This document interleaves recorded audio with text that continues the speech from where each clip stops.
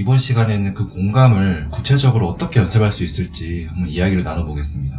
우리가 공감을 잘하려면 그 사람의 경험을 있는 그대로 바라볼 줄 알아야 하는데요. 근데 벌써 여기서 큰 산을 하나 만나게 됩니다. 있는 그대로 바라본다는 게 무슨 말일까요? 우리가 곧잘 사용하는 말이긴 하지만 깊이 들여다보지는 않는 그런 말인 것 같습니다.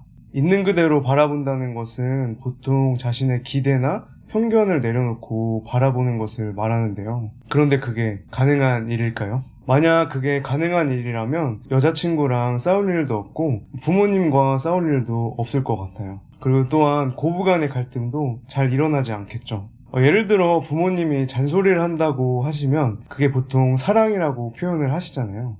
그런데 자녀된 입장에서는 그걸 사랑이라고 여기기보다는 간섭한다고 생각하는 것 같습니다. 짧은 예시를 통해서도 알 수 있듯이 있는 그대로 바라본다는 것은 사실상 거의 불가능한 일에 가까워요. 그럼에도 불구하고 누구나 타인과 잘 지내고 싶은 그런 마음이 있고 실제로 일상에서도 지속적이진 않지만 상대방의 마음과 주파수가 맞는 그런 순간이 오잖아요. 그 순간들의 의미를 살펴보고 이미 우리가 일상 속에서 실천하고 있는 공감의 방법론에 대해서 자세히 소개해 보려고 합니다. 제가 소개하려는 공감의 방법론은 태도 변경입니다. 사람들은 저마다 자신의 주관적인 시선을 가지고 세상을 살아가잖아요.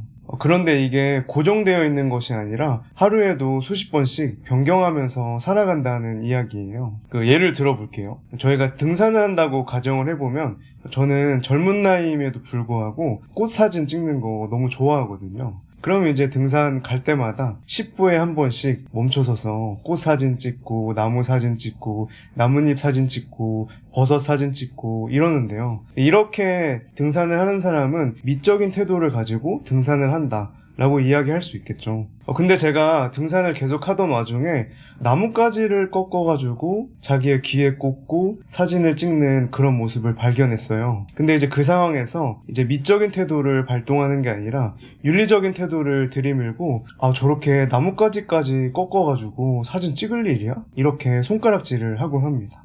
그리고 또 등산을 하고 있는데 버섯을 발견하고 사진을 찍게 돼요. 근데 저한테는 이게 독버섯인지 그리고 상품성 있는 버섯인지 이게 사실 중요하진 않잖아요. 근데 신만이에게는 그게 좀 다른 시각으로 바라봐질 수 있는 여지가 있는 것 같아요. 신만이는 그 독버섯은 상품 가치가 없음을 바로 판단을 하고 경제적인 태도를 가지면서 그 등산을 하게 되겠죠.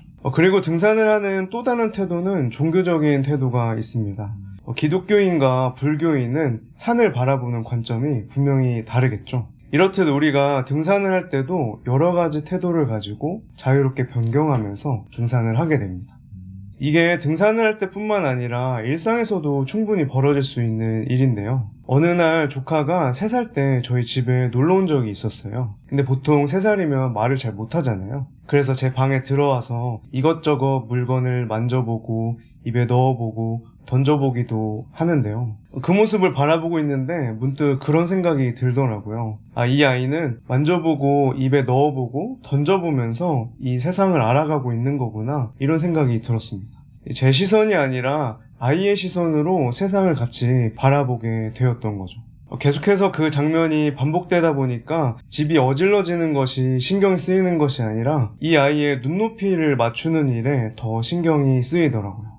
마치 아웃포커싱을 해놓고 사진을 찍는 것처럼 제가 가지고 있던 기존의 태도는 약간 뒤로 밀려나고 조카가 가지고 있는 그 태도를 통해서 새로운 관심이 점차적으로 생겨나는 거예요. 그러면 이게 대화할 때는 이 부분 좀 어떻게 적용이 좀 될 수 있을까요? 일단 대화를 할 때는 입을 꾹 닫아야 됩니다. 일단 꾹 참아보세요. 상대방의 말이 어떤 경로로 흘러가는지 눈에 훤히 보여도 일단 침묵하고 있는 거예요. 그러면 자연스럽게 집중력이 흐려지고 상대방의 이야기가 지루해지기 시작합니다. 그리고 머릿속에 내가 하고 싶은 이야기가 한 100마디쯤 떠오를 거예요. 이게 떠오르면 또 침묵을 합니다. 이렇게 출발을 하는 거예요.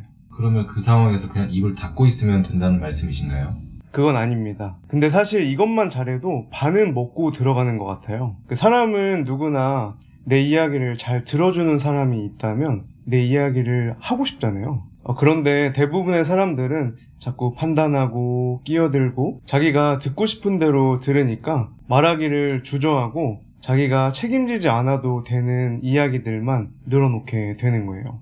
다시 돌아가서 상대방의 말에 침묵하는 순간이 계속되면 어느 순간 상대방의 태도에 익숙해지는 순간이 옵니다. 그 이후엔 원래 머릿속에 떠올랐던 그 내용들이 조금은 뒤로 밀리면서 아웃포커싱 되고 익숙해진 그의 태도에 초점을 맞춰서 이야기를 할 수 있게 되는 순간이 열리는 거죠. 네, 역시나 많은 이해가 되는데 이걸 실제로 하기가 좀 어려울 것 같네요. 네, 맞습니다. 사실 제가 초반부에 말씀드렸던 것처럼 좀 난해하기도 하고 어렵게 느껴지는 게 사실인 것 같아요. 그리고 혼자 하기엔 더더욱 버거운 일인 것 같은데요. 그래서 저는 이제 모임을 열어서 함께 모여가지고 이런 공감적인 분위기를 형성하기 위해서 대단히 애쓰고 있습니다. 네, 여기까지 그러면 공감을 구체적으로 연습하는 방법에 대해서 나눠봤는데 그러면 이 과정을 거치게 되면 저희가 얻는 것은 무엇인가요? 네, 그건 제가 다음 시간에 말씀드리도록 하겠습니다.